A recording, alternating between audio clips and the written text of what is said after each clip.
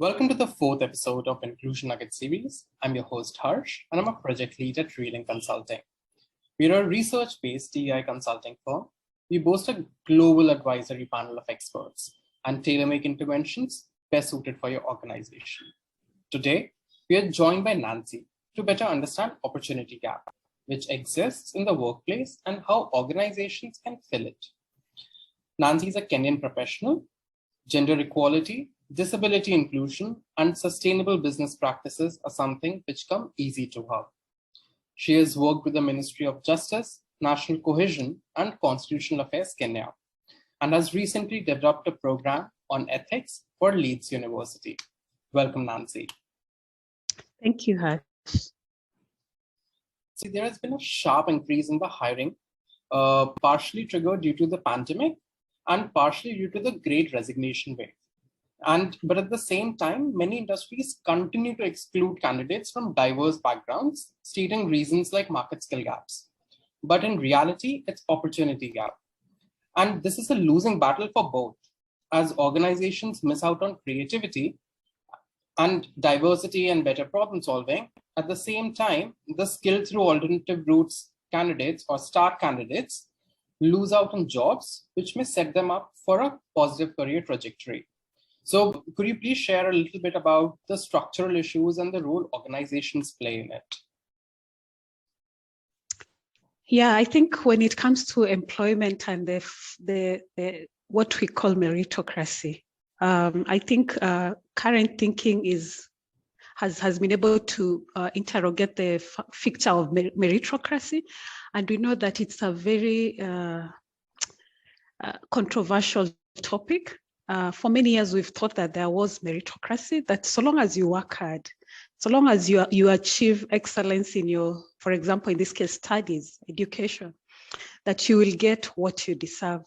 But I think on further look, we've realized that what we call meritocracy has also propagated and been propagated by the injustices in our society, because there is no vacuum here we are talking about.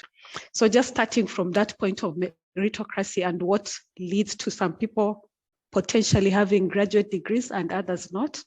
And what we can see is it's not always about ability. Sometimes it's about opportunity. That is just to give context to where Harsh is taking us. Okay, brilliant. So what barriers could organizations experience when they are trying to hire people who are skilled through alternate routes? Yeah, I think it will be more interesting to hear what other alternate routes, yeah, but I'll center more on people who have experience but may not have bachelor degrees, because that is a very common trend, yeah. I think in terms of the barriers, the organizations may experience. For a long time, some roles have been demarcated as roles for people with degrees, and some for people with diplomas, and for some for people without any formal academic qualifications. Yeah, and what this discussion is about is it's not always the case that a role requires the documentation we've always thought by tradition it needs. Yeah, and this is where we bring in the people who have experience. They may not have the papers for very different reasons. First being that not everyone is able to get a scholarship, for example, to go to school. Yeah. Number two, some people have started right from high school. They had to start from certificate, then diploma. So it's been a long process for them to get to where they are, compared to those who from high school, they were able to go straight to onto their bachelor degrees, right? Yeah, but yet they've been working, they have family commitments, they have financial commitments. They may not be able to get a degree right now, but they've been able to maybe work 5 years, 6 years on a certain role. And I think when we talk about this TAS route, what we are saying is people with different routes also deserve opportunities, yeah, into workplaces. I think in summary, that's what we are saying. And I think it's up to organizations to look at the merit of the case, and in this case, looking at the skills, the experience. Yes, the qualifications do matter, But I think if we are looking at achieving outcomes at a workplace level, we also need to look at to what extent are the skills contributing to this? To what extent that does this candidate, for example, have these skills, the experience, even if they don't have the paper? And I think it's the rigidity here that we are talking about, yeah, where we are saying there is scope for organizations to also open up opportunities where they see that some people have experience and skills, but not necessarily the papers. What if an organization wants to hire someone from, an individual who is skilled through an alternate route, but faces resistance, both internal and external? So what are those kind of resistance? So I can see that tension happening both internally and externally. Internally, where the people in the workplace will say, the people outside first will say, but we worked hard to get these certificates, graduate degrees, so that we can get in here. When we get in here is when you open the opportunities for everyone, yeah? But on the other hand, the people inside also may have very traditional view, conservative views, and they'll be asking, all this time you've been asking us to have bachelor degrees so that we can apply for this position or this role or this promotion. Now you're saying it's open for everyone. We know the opportunities are limited, yeah? Yeah, so these are some of the factors I think that the organization will have to work through. Number two, some organizations have very, they really believe in bachelor degrees or PhDs or whatever the case may be. And you'll find that employees who join the organizations without these credentials may face some resistance in terms of the attitude, yeah? Oh, we are graduates, you're not.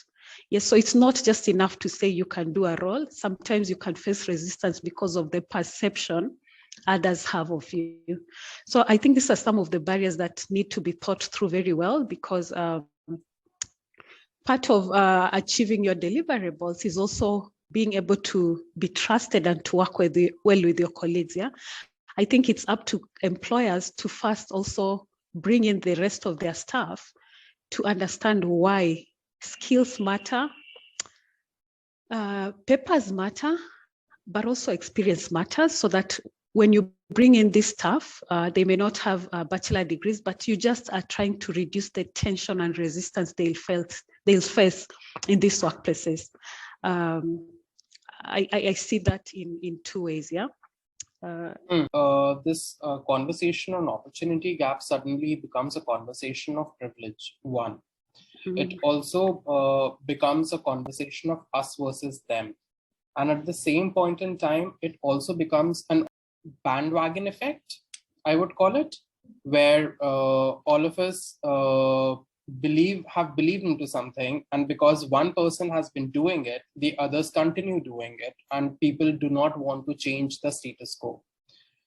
Yeah, no, I agree that these are all factors that we'll experience when looking at these things. And unfortunately, society is not a perfect space, yeah? And I think over time, we have to look at how we'll organize these various factors.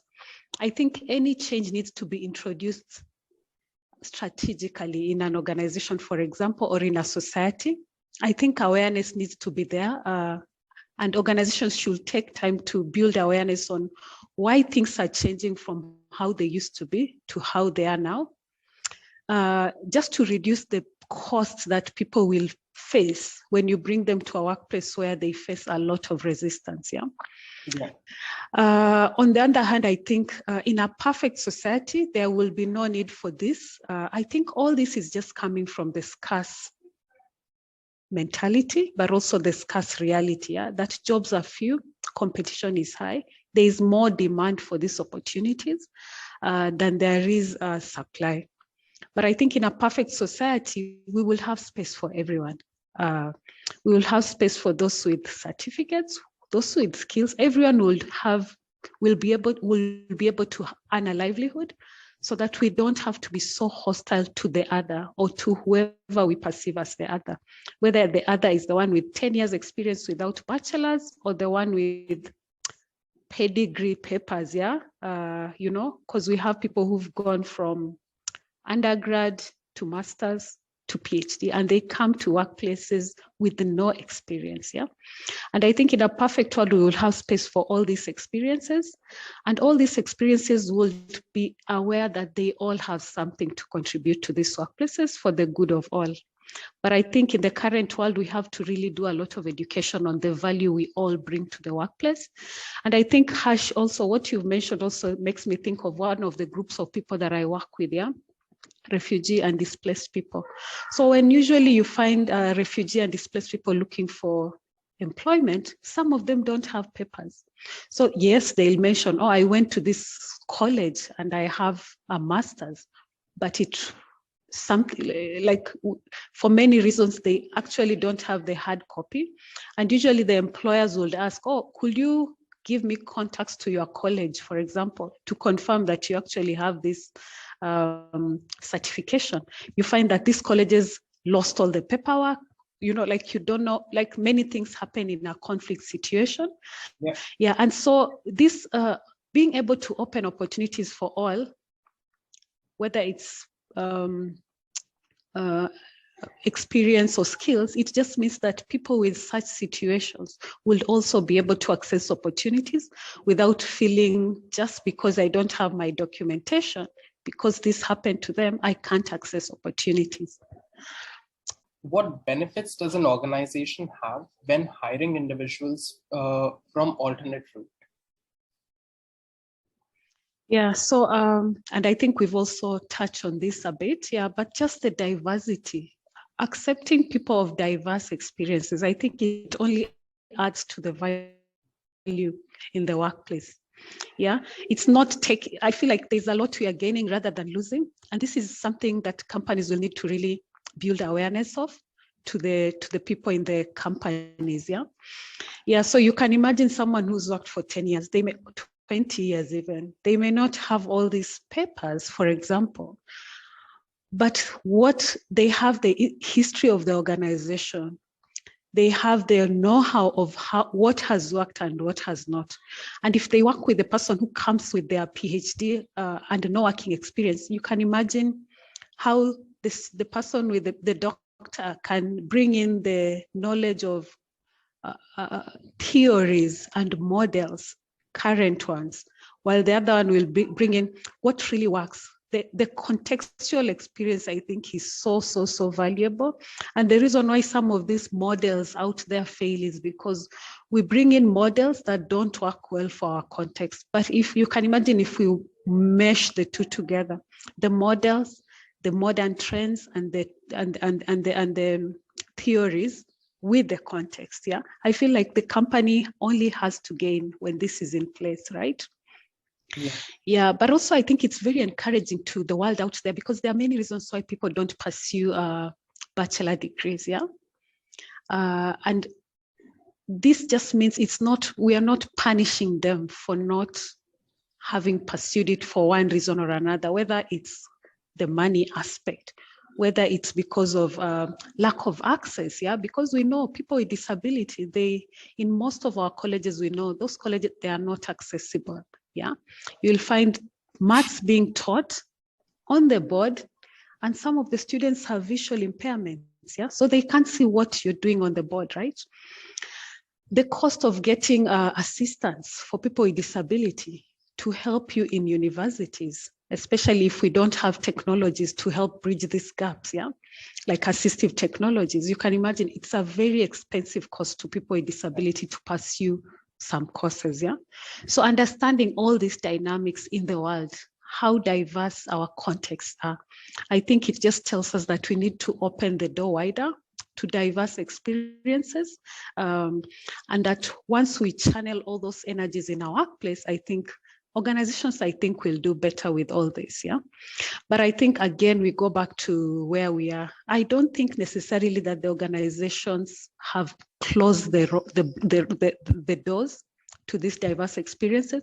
I think we have to accept that because of limited opportunities, people came up with ways to decide who enters and who doesn't, yeah? So I think those are some of the things we need to relook at. For example, the terms of reference, yeah? The job description for roles. Yeah, we need to go back and see, why did we say we actually need this? Did we, and I think Harsh, you've referred to this, yeah? Are we doing this because everyone was doing it? Or is this something that we find is really helpful, yeah? And I think when we look at the trends and try to learn from those trends, yeah, for this role, it works well when this is there. But for this role, we don't really need all these requirements, yeah? Yeah. Then once we have that perspective of just interrogating how we've always done things, I think we will be able to make better decisions, yeah? So it's not always the organization's fault. I think opportunities are few and they're trying to reduce the number or to create a system to filter out so that they get the top candidates. Whether they are actually getting the top candidates through this system is something that we need to also interrogate, right? Yeah, but I think ultimately when societies work better, when governments do better, I think we will have more opportunities and we don't have to lock the doors to thousands, millions of people who can actually do these jobs, but who may not have the qualifications we normally or typically expect for those roles. So that's a very valid point, and thank you for sharing that, Nancy. That organizations need to start distinguishing between meritocracy of work from meritocracy on paper, or essentially the degree from a reputed college or from a pedigree college.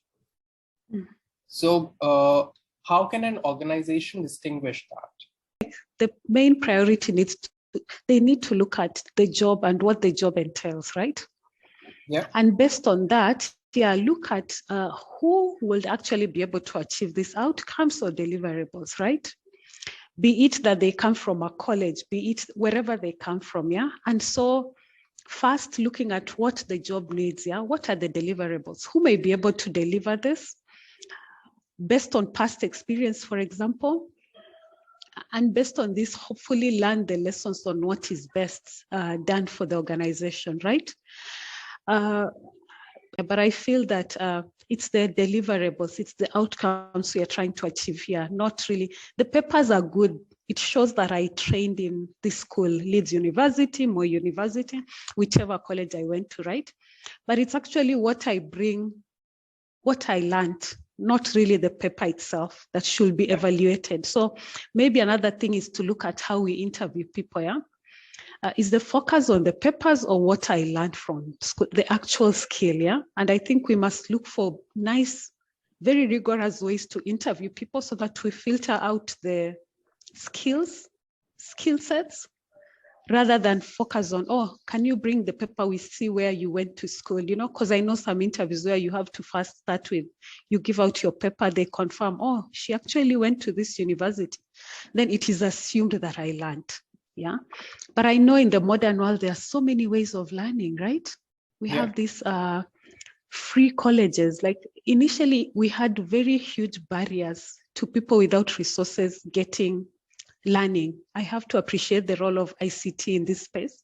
The internet has really flattened even the space, yeah? I can actually learn sociology and a lot about sociology without actually going to the university, for example, because there's so many resources, so many journals, so many YouTube videos, yeah? So you can't assume that just because someone has the paper, you know, some people actually don't attend classes, yeah? The paper does not prove anything, it's the skill sets, and we must find rigorous ways to interview and to pull out the skills. Does this person have these skills? But also beyond the skills, Harsh, yeah, because I think we can learn, yeah, the aptitude as well for work, yeah, right? Because for many years we've focused on, oh, let's interview and pick the top candidate. But I think we are learning more and more that features like kindness matter to our workplace. Features like being open to learning, yeah, a learning mindset, yeah, a growth mindset as well. There are other factors beyond being the top number one who was interviewed and the highest qualifier in terms of number of papers in an interview setup. Other factors matter more to what people will do in an organization and also how they'll connect in the workplaces in terms of teamwork, collaboration. And I think we can see even from research that one difficult employee can actually break the morale of the rest of the staff. For example, one difficult employee can actually break all the collaboration that used to work, and they can really tip the culture of an organization to the negative, right? So I think it's nice to consider the papers, yeah? But I think there are other factors beyond the papers, yeah? Like ability to learn, open to learn, kindness, appreciation of the world and how diverse it is.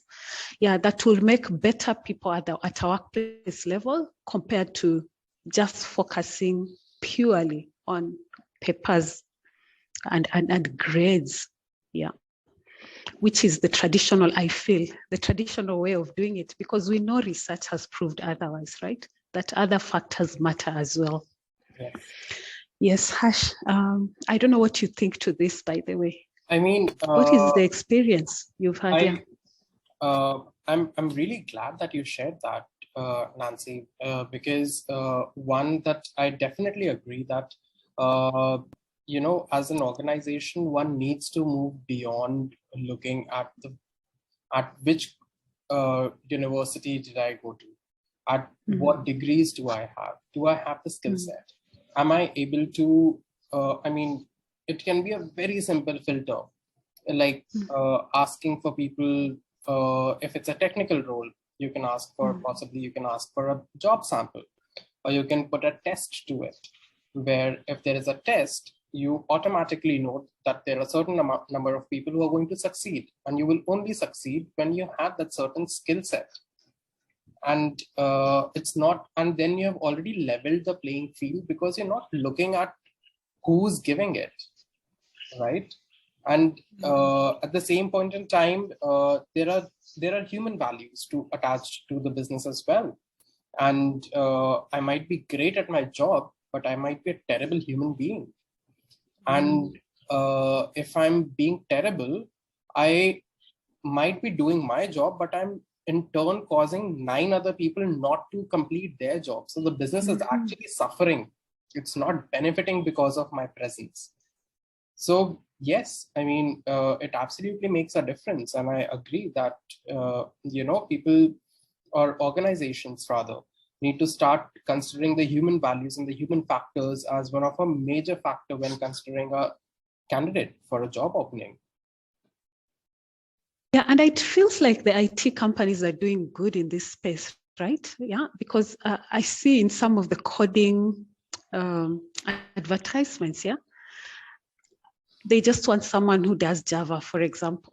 Yeah, and you come, you're tested. If you're good, from what it seems, no one asks you, oh, do you have papers and all that? And you find that some of the best actually seem to have certifications rather than bachelor degrees and other PhDs and all that. Yeah, and I think that's a very interesting perspective. But also we have to appreciate that they've had, it's a relatively easy space to evaluate ability or skill sets, right? Because you just come and you do an application, yeah? I think for the other sectors, we have to learn, yeah? We have to look at the trends and see what has worked well. Do these roles really need that? But also, I think onus is also on our governments and all these other sectors in society to look at creating more opportunities, yeah? So that we don't have to use such stringent and rigorous systems to block people, because the opportunities are too, and we have millions of people who want these opportunities, right? So once the systems work, the workplaces, I think, will fit right in, because they'll actually be competing to get employees, and we won't need to have such stringent requirements which block so many who actually can do these jobs, right? Because even when we talk about considering those without, for example, the bachelor degrees and all that, we know that there are some, even with bachelor degrees, who've not been able to access these opportunities. I mean, that's not right. Those with PhDs and all that, yeah. So first, I feel hopefully the world will be a place where we have opportunities enough for all the people who want to contribute towards it. Then from there, we can look at organizations to create this even playing field where we are not trying to use a system that blocks, but rather that supports. Yeah. I guess we can't wait for the world to be perfect. So I think organizations need to look at what they can do now with what we have to allow these opportunities to go to all people. Yes. And I absolutely agree with you, Nancy. And I think that's a great way to end this conversation. It's a great note, rather, to end the conversation on that. Do not wait for the world to change. It's you who needs to make that change. And that being said, thank you so much. Stay tuned for the next enticing conversation. Thank you so much, Harsh.